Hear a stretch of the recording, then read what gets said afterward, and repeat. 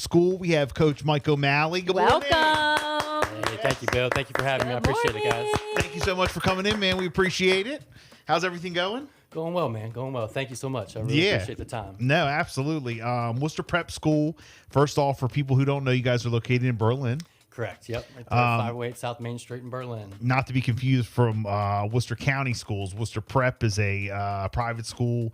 Tell us a little bit about, the school and, like how people can enroll and all that. Sure. Yep. Worcester Prep located right there downtown Berlin. We got a beautiful campus there at 508 South Main Street. Check out all social media, the website. You can find out all the information there on how to enroll, get some more information there. But it's just a beautiful school, beautiful campus. Nice. Great people over there. Just a really good mission that they have going on. And you guys got all sports and all that too? Got all the sports going on over there. Yeah. We're trying to build this basketball program up, trying to get that thing started over there. So, yeah. Now, how did you become the head varsity coach? Talk to us a little bit about your journey over there. Yeah, so, I've grown up playing basketball my entire life. I had background. My family comes from the Washington Wizards. We got a little background there. Oh. So we moved out this way. I've been itching to get back into the sport.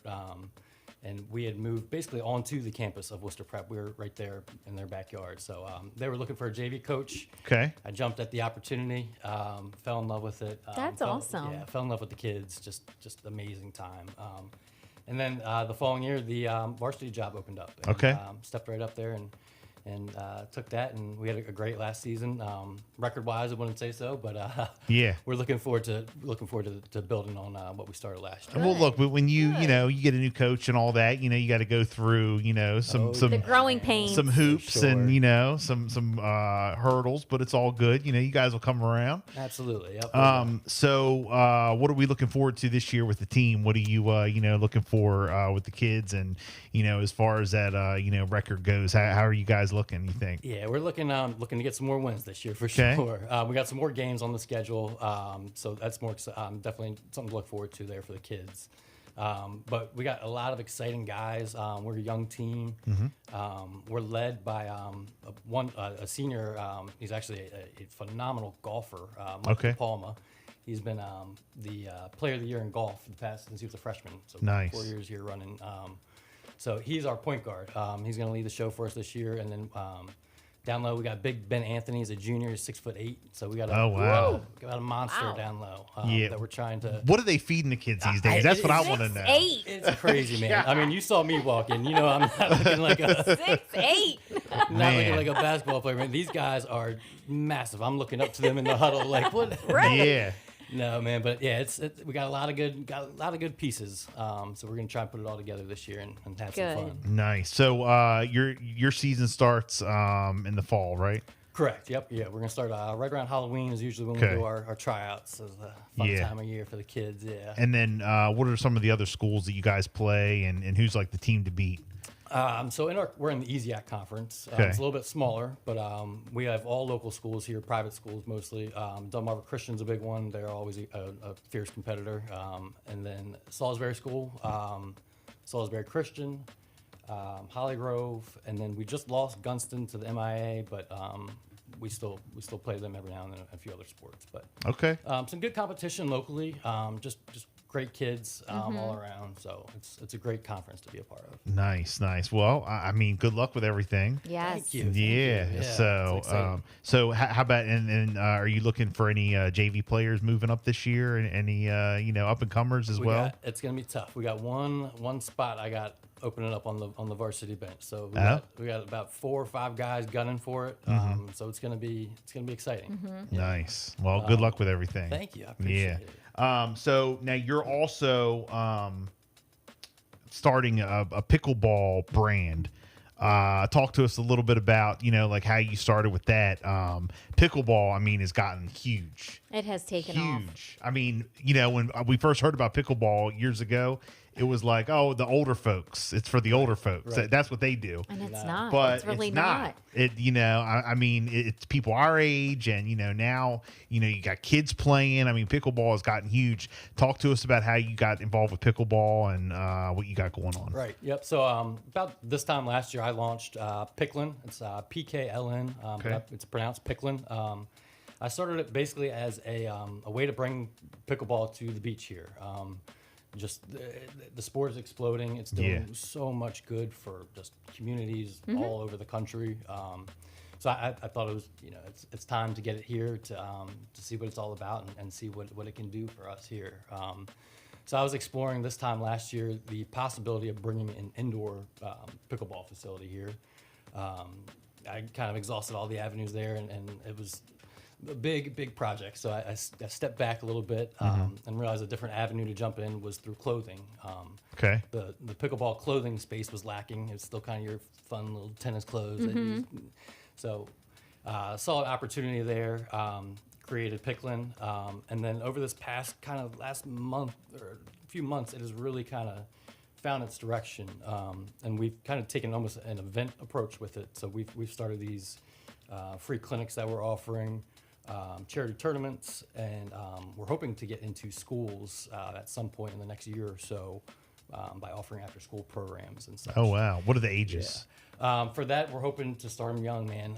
So hopefully as young as, first grade or so. Wow. And Oh, wow. Get a paddle in those hands. Yeah, we had at our first clinic, which I'll talk about in a minute here, we had kids as young as 7 out there whacking it around and Oh, wow. learning the game. So there's just a ton of opportunity. We think getting in schools would be a great place.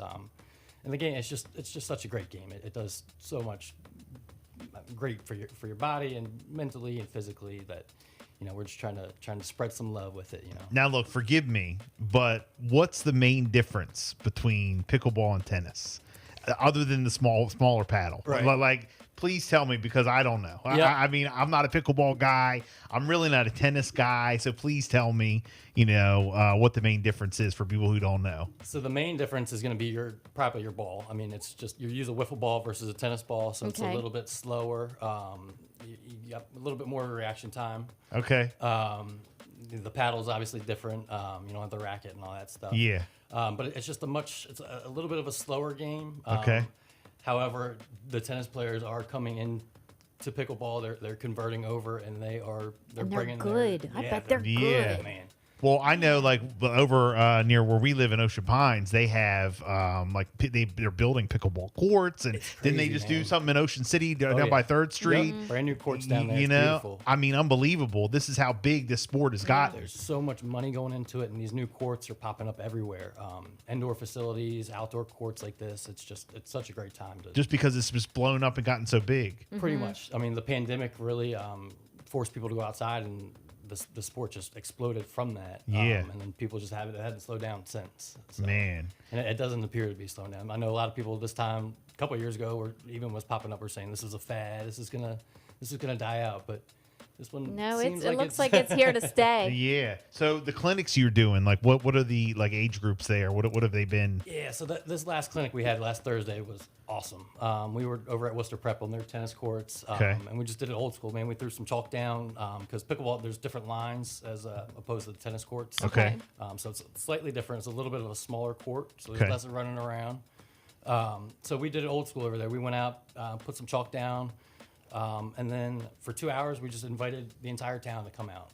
Wow. We had paddles, we had balls, we had everything you needed if you wanted to come out and just try the game. Just try it. See what the fuss was about, because we feel like there's so many and different communities worldwide, nationwide, that there's just large groups of people who want to try the sport, but they don't have the means, whether it's the time or the equipment, the place to play, or the people to play with.